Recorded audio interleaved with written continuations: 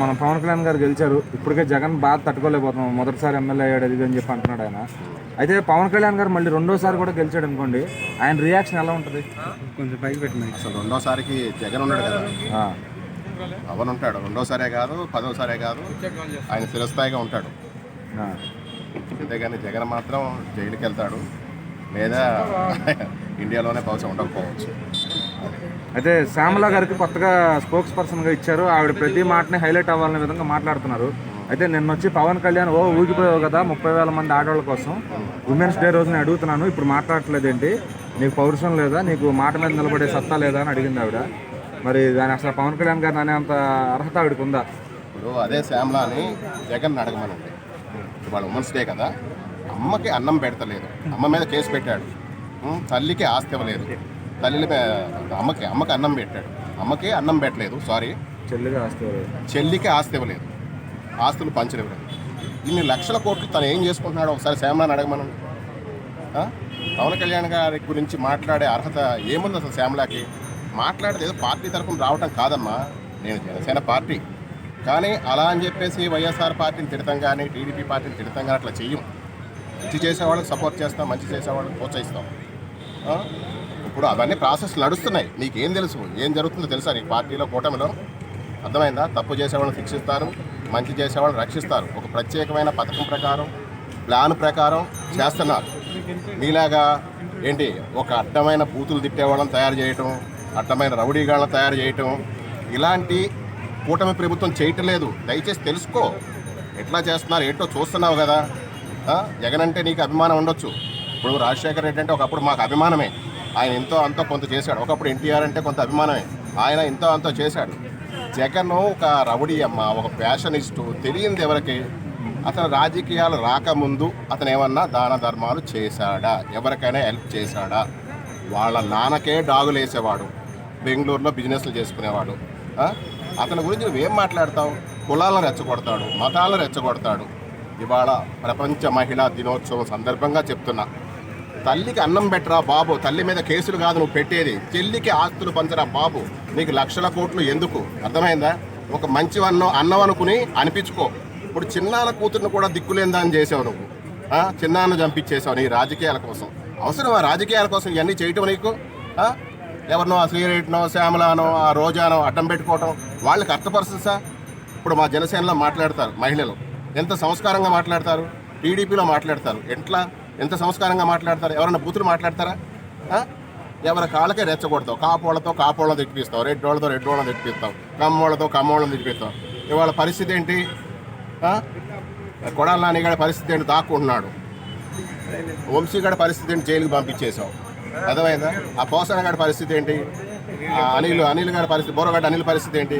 కేవలం నువ్వు చేసిన పనులు ఇంత ఆశపడ్డారు, ఇవాళ జైలు పాలు అయ్యి సూపర్ లెక్కెట్టుకుంటారు.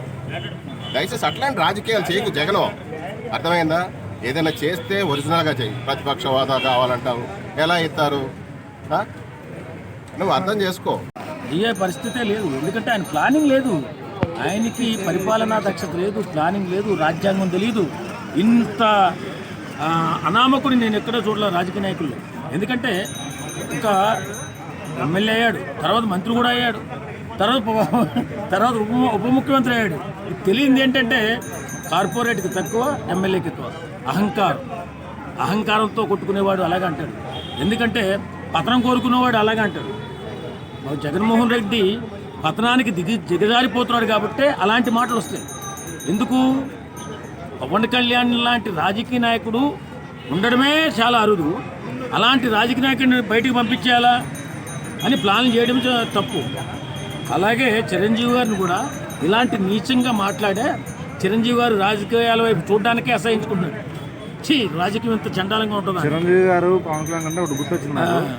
నిన్న శ్యామల గారు ఉమెన్స్ డే సందర్భంగా ప్రెస్ మీట్ పెట్టి, పవన్ కళ్యాణ్ ఈరోజు ఉమెన్స్ డే సందర్భంగా అడుగుతున్నా, 30,000 మంది ఆడవాళ్ళ గురించి ఏం చేసావు, ఊగిపోయావు కదా లాస్ట్ టైము, ఇప్పుడు నీకు మాట మీద నిలబడే ఇది లేదా అన్నట్టు మాట్లాడింది.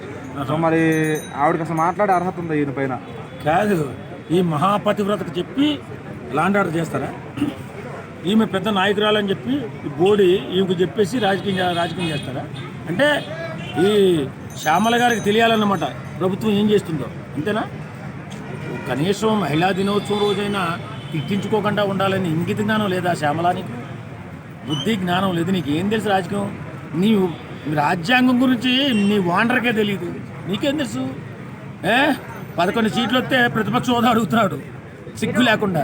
నువ్వేంటి నువ్వు మాట్లాడుతున్నావు? నాకు అర్థం కాదు. ప్లానింగ్ లేదు, ఏమి లేదు. రాష్ట్రాన్ని ఎలా బాగు చేయించాలో అధికారంలో ఉన్నప్పుడు తెలియదు. ఓన్లీ ఉచిత పథకాలు ఇచ్చేసి ఓట్లు కొనేసి రేపొద్దున జీవితాంతం నేనే ఉంటాను అనుకున్నాడు, అంతే తప్ప ఏం లేదు. అంటే అసలు శ్యామలా గారు ఇంటెన్షన్ ఏంటి? మన ఏదో చిరంజీవి గారి మీద అవాకులు చవాకులు పేలింది, ఇప్పుడు పవన్ కళ్యాణ్ గారిని అంటే మెగా ఫ్యామిలీని ఏమైనా టార్గెట్ చేసి మాట్లాడుతున్నా, పైనుంచి డబ్బులు తీసుకున్నానే విధంగా. ఆమె మరి పదవి ఇచ్చాడు కదా, పదవి న్యాయం ఉంటుందా? మరి పాపం ఆమెకు డబ్బులు ఇచ్చేటప్పుడు న్యాయం చేయాలి కదండి. ఏదోటి అనాలి, ఏదోటి అనకపోతే తీసుకున్న దానికి ఫలితం ఏముంటుంది? అధికార ప్రతినిధి ఇచ్చినట్టున్నారు ఆమెకు. అంతేనా? 34లో ముఖ్యమంత్రి అవుతున్నాడు పవన్ కళ్యాణ్ గారు. అప్పుడు నేను పరిస్థితి ఏందో అర్థం కాదు. అట్లానే నిన్న శ్యామలా గారు ఉమెన్స్ డే అని చెప్పి పవన్ కళ్యాణ్ గారి గురించి మాట్లాడారు అనమాట. 30,000 మంది ఆడవాళ్ళు గల్లం తయారన్నావు, మరి ఇప్పుడు ఆ ఊపి ఏమైపోయింది? మనం ఊగిపోయావు కదా ప్రతిపక్షంలో ఉన్నప్పుడు, మరి ఇప్పుడు ఏమైందని చెప్పి అడిగింది అనమాట ఆవిడ. అట్లానే మాట మీద నిలబడే మనిషి కదా అని అడిగింది. అంటే ఆ మాటని అంత అర్హత ఆవిడకు ఉందా అసలు? ఒక డిప్యూటీ సీఎం పవన్ కళ్యాణ్ స్థాయి ఆమెది కాదు అసలు. అదే ఏదో పదవి ఇచ్చారు అధికార పదవి కానీ దాని గురించి ఏదో మాట్లాడితే ఆ స్థాయి కాదు ఆమెది. ఆమె తెలుసుకొని మాట్లాడితే బాగుంటుంది. అన్నీ ఎంక్వైరీ చేస్తున్నారు, అన్నీ బయటకు తీస్తారు, తొందరపడాల్సిన అవసరం లేదు, నిదానంగా తీస్తారు. అట్లానే ఈ మధ్యన చిరంజీవి గారి మీద కూడా ఏదో మాట్లాడింది ఆవిడ. ఆయన ఏదో ఆడపిల్లల గురించి ఏదో అన్నాడని చెప్పి, అంటే ఒక టార్గెటెడ్గా మాట్లాడిస్తున్నారు ఆమెతో. మాట్లాడిస్తున్నారు లేడీస్ కాబట్టి లేడీస్ చేత మాట్లాడిస్తున్నారు.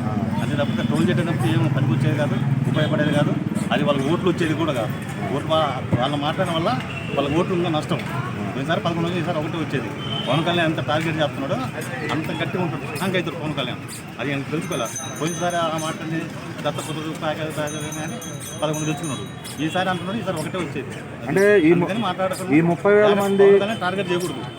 ఆయన పని ఆయన చేసుకుంటున్నారు. ఆయన అసలు అదే ఈ 30,000 మందికి సంబంధించి హోమ్ మినిస్టర్ గారిని అడగాలి. దానిపైన ఆల్రెడీ ఆవిడ ఎంక్వైరీ చేసింది. మరి ఈయన సంబంధం లేని శాఖకు వచ్చి నడవడం ఎంతవరకు కరెక్ట్? ఏదో మాట్లాడేలా మాట్లాడిస్తున్నారు, అంత తప్పితే ఏం లేదు. దానివల్ల ఉపయోగం లేదు.